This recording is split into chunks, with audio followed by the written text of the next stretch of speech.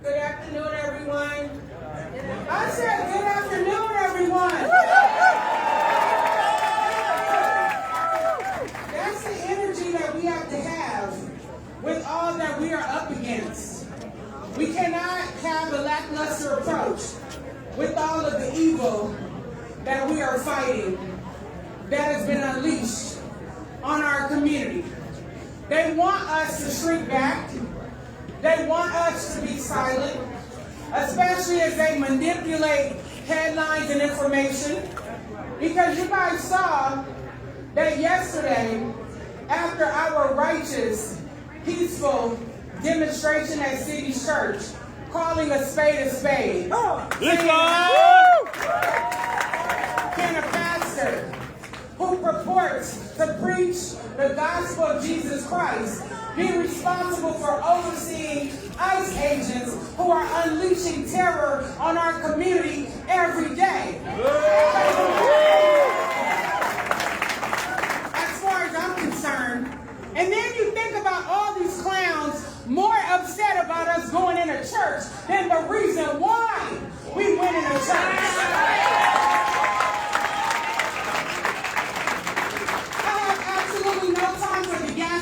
Listen! Right? It's the same kind of situation where you can have a wife, a mother, someone who cared about her neighbors, like Renee Good, showing up in the community and then being blamed for her own murder at the hands of ICE agent Jonathan Ross. Somebody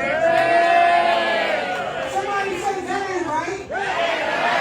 And then you have the President of the United States telling lie after lie after lie after lie after lie.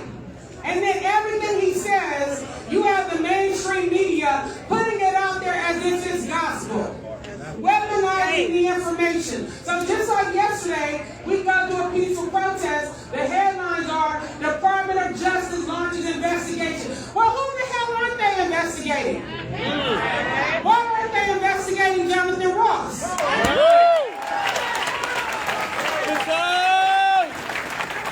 Why aren't they investigating Donald Trump's role in the Epstein files? Why aren't they investigating the ICE agent who launched munitions in North Minneapolis last Wednesday and almost killed a 6-month-old African-American baby? Why aren't they investigating how you can be a pastor and be a director of an ICE office in St. Paul? It's not real. They're hypocrites. They're liars. They're manipulators. They abuse their power and their authority, and they're trying to move us towards authoritarianism. Well, they picked the right state because Minnesota is not backing down.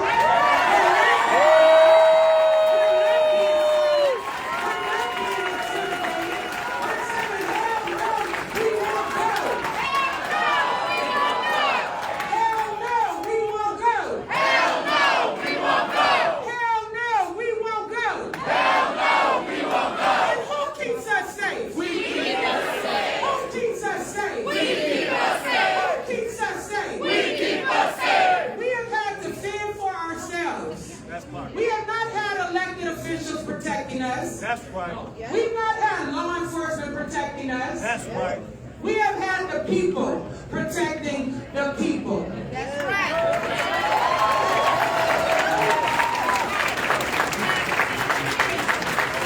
So don't be deterred. Don't give in. Don't back up. We honor Dr. King by continuing to stand 10 toes down for freedom, justice, and equality. All power To the people.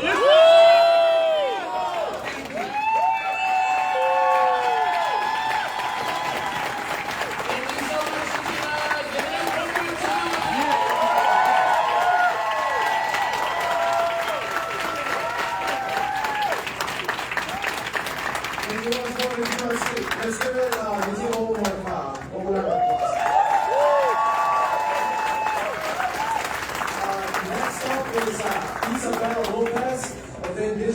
After Movement and Homegirls for Isa. Let's give it up for Isa.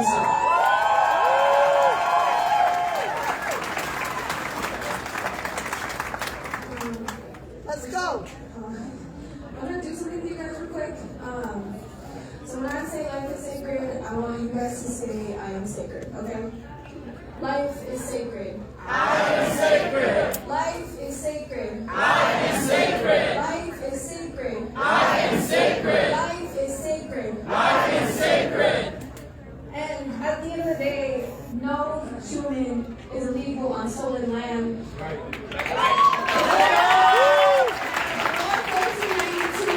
All of the Americas was known to be indigenous land, and there's still indigenous people here that exist that come from South America. It has always been about these imperial warriors that they use to have control over their money and profits, and even the goods from the countries that we come from, that a lot of people that are immigrants do not ever get to see the actual fruits of what they reap, literally. Literally. There's been coups, there's been so much overtaking all over Latin America, and that is happening here now in Venezuela again. Right now we're dealing with class war. I understand that a lot of people understand on identity politics, and that is still important. But at the end of the day right now is they want us to be put against each other. They want us to keep using these gaps of interest more and more to fuel us. But Minneapolis, St. Paul, they don't know that here, this really is community. That's right. And since the 1970s, they brought over, Hmong and so many different immigrants, and those were even like Christian orgs that brought them over here because they were seeking refuge. And they want to put us against each other once again, but like at the end of the day, the power is in the people. It's in la vida cotidiana. It's in the everyday life of a person. Our labor is at stake. And my labor, the way that some people in my community, how we see our labor, the way that we get even like paid for it, might not be the same as for a lot of people here. But people are still risking every day to go to work because they have to put food on the table, even if they get caught and taken. And so, thank y'all for coming out. We're celebrating MLK, but we have to be reminded that the United States has been a war criminal since its inception. When the slave trade happened, it started with indigenous people in South America. But because they didn't know the Europeans and diseases, they would die off. So that's when they brought the Atlantic slave trade here.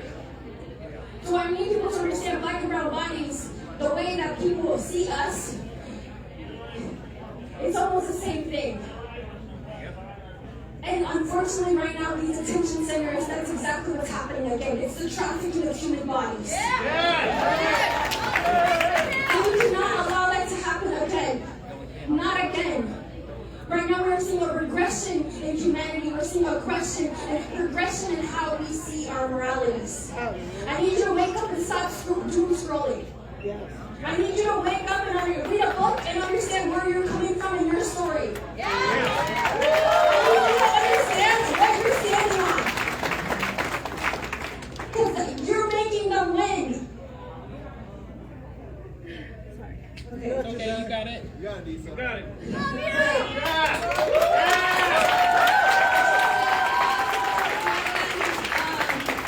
Right now I'm facing 4 charges that happened back in June. This was something that has been coming. This is something that has been seen. But in Minneapolis, or St. Paul, Twin Cities, has been holding it down. But yeah, right now I'm trying to get all my charges dropped.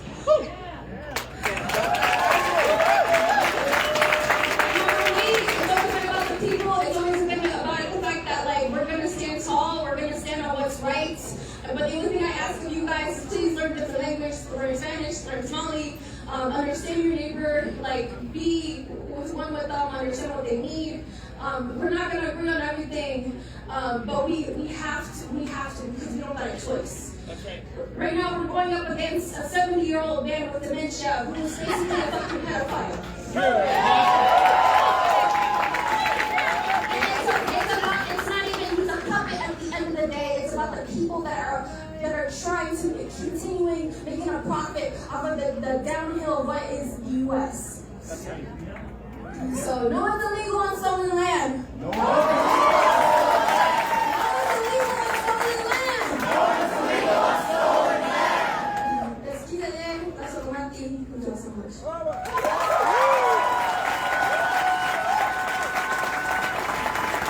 Thank you so much, Issa. And if any of the tablers have any information on what we can do to support Issa in getting their charges dropped, I'm sure everyone in this room would love to help. So give it up one more time for Issa.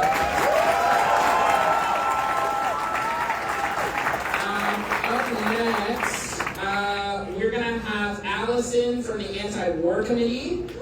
The Anti-War Committee is an amazing organization that has been holding down the fight against war and genocide in our state the entire time that I've been here and much longer before that. When the genocide in Palestine intensified October 7th, 2020, Anti-War Committee was there with consistent messaging coming out against imperialism and war abroad while people here starve and can't get their needs met.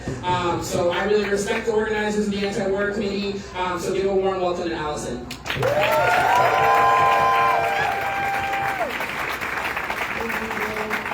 My name is Allison Gunderson, and I'm with the Minnesota Anti-War Committee. And this MLK Day, I am thinking about Venezuela and the people in the crosshairs of U.S. imperialism, because they are currently putting up one hell of a fight against Trump's agenda. The U.S. continually chooses to pour billions of dollars into war with countries like Venezuela, all for no other reason than stealing resources like oil, to make oligarchs like Trump and Wall Street richer instead of healthcare, housing, or anything for those of us here at home.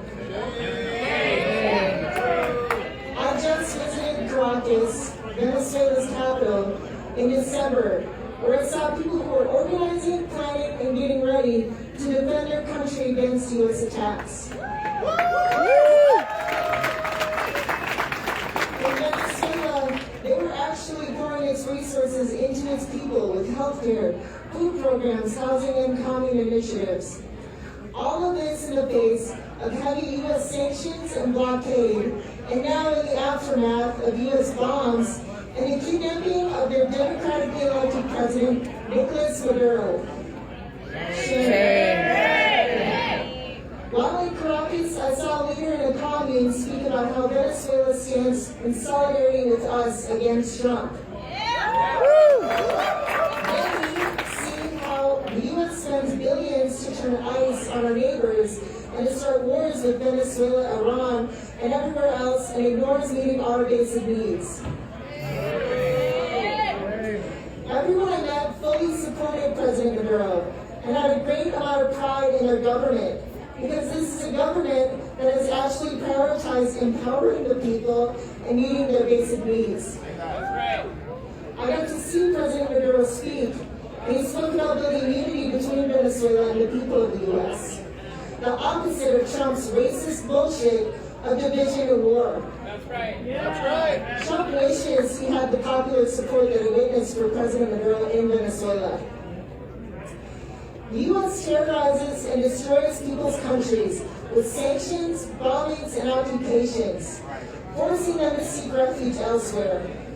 This leads to this immigration crisis.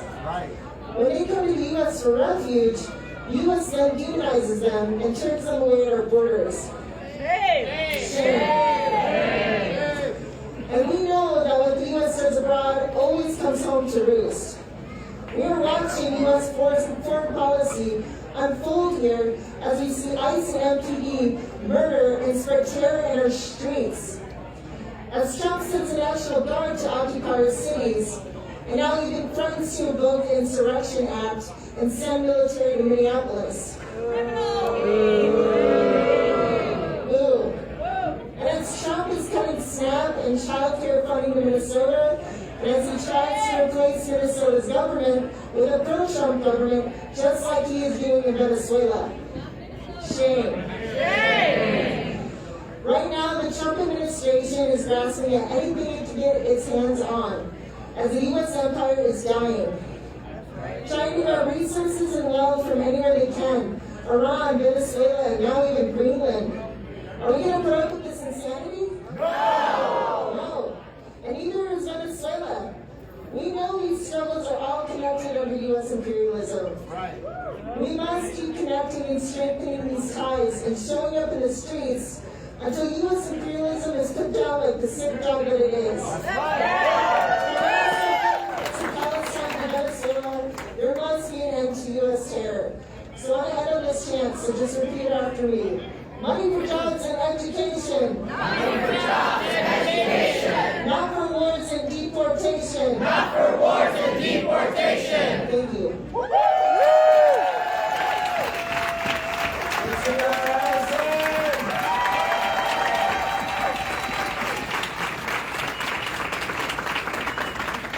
All right, our next speaker is Jana Williams, an activist for Alison Lucier.